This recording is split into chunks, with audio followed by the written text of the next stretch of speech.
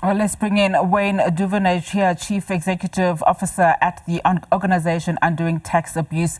Wayne, a very good afternoon to you and thank you so much for your time. So there's been mixed reaction following President Cyril Ramaphosa's address last night. Let's start with your reaction then to the President's decision to place Minister Senzo Mchunu on a special leave. Of course, we know that he's now been replaced by Feroz Kachalia, a former ANC politician and, of course, the current professor of law at the University of Witwatersrand. Hi. Okay, so, I mean, first of all, I think the president has the right to put the minister on special leave.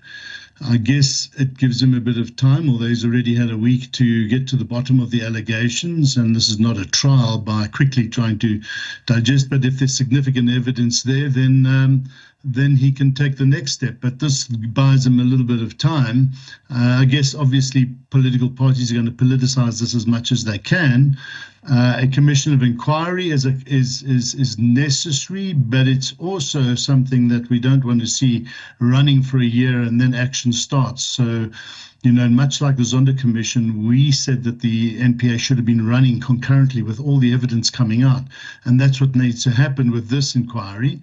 Plus, it's good for us to see that the Parliament is running its own inquiries and its own committees' assessments of the situation. So across all fronts, there's going to be a lot of eyes on this matter, but we just hope that the evidence flows quickly to the NPA and that action can start taking place. But more than that, we need reform now. We need to understand what is happening with all the appointments, who's implicated, and how we're going to address the leadership issue, because there's a lack of trust in the police by the public, and that can't continue.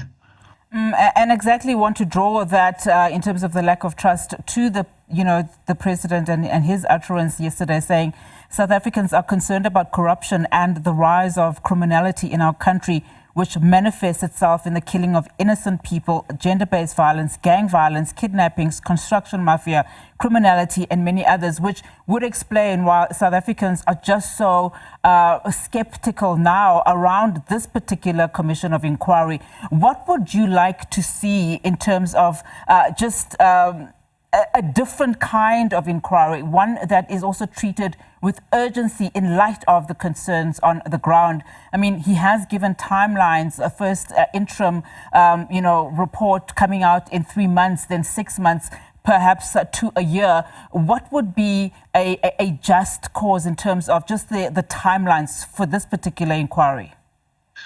Yeah, look, I think it's good to hear that there are 3-month interim reports in 6 months. We certainly don't want to see what happened with the Zondo Commission over 3 years and the Marikana Commission another 3 years and the massive costs. I think evidence can flow quite quickly. What Mkhwanazi has revealed are facts and evidence, and if they are factual and they are proven to be correct, then the rule of law must start taking its flowing, and that can happen now. You know, that doesn't have to wait for the end of the inquiry or 3 months or 6 months in.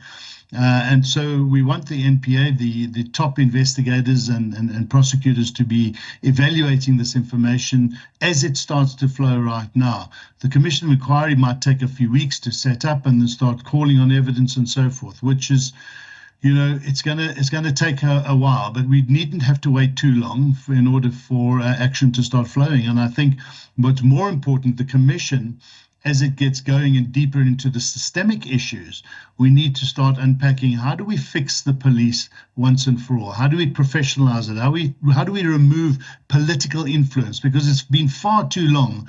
Do we see people rising to the top and heading up police that just really do not have the experience? We need experience. We need strong leadership in order to build trust in the police force.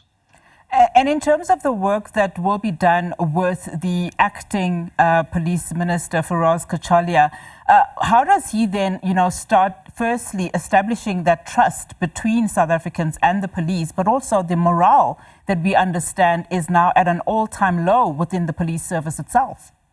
Yeah, no, he's got got a lot of work cut out for himself, I must say.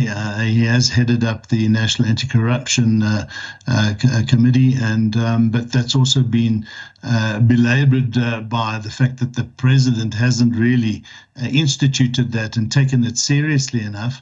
I think Feroz has got a lot of work to do to instill faith in the fact that there are a lot of good people in the police. We must always remember this. There are a lot of good people in government. And the sad thing is they all get tarred with the same brush, and that shouldn't be the case. And we need good policemen. We need good government employees and administrators and officials to really stand their ground, to hold the flag high and to steer the ship, be part of the solution.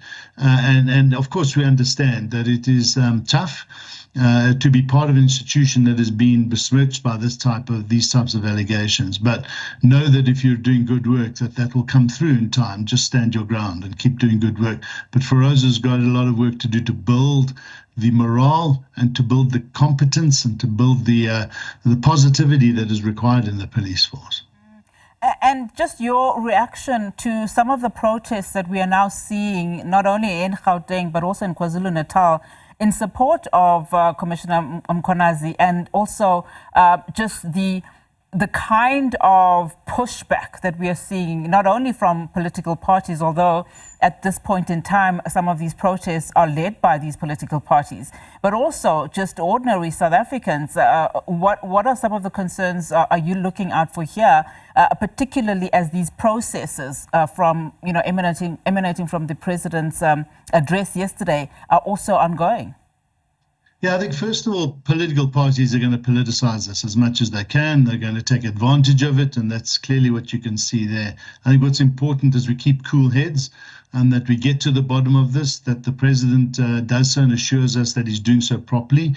I can understand the public are fed up. Not much has happened since the Zondo Commission report, which has got a lot of good recommendations. Nothing is happening then. I think had Zondo's reports been put forward, had the protection of whistleblowers been now introduced by now, had an independent anti-corruption entity been established by now, these are all the things that come out of this report, we probably wouldn't have seen and had these problems arising right now.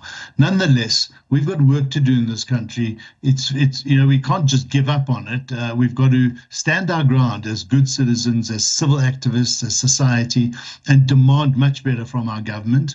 We're tired of talking. We're tired of commissions. I mean, of these committees that are going to be going about, and we're going to be having a lot of dialogue and national dialogue. I mean, we really need to get to a stage where we can start implementing. The country is really tired of hearing and no action, and a lot of talking and no action. Absolutely. Wayne, thank you so much for your time. Really do appreciate it. Wayne Duvenage is the Chief Executive Officer at the Organisation Undoing Tax Abuse, continuing then, of course, to get reaction on the announcement on the Commission of Inquiry to investigate allegations made by Lt General Nhlanhla Mkhwanazi.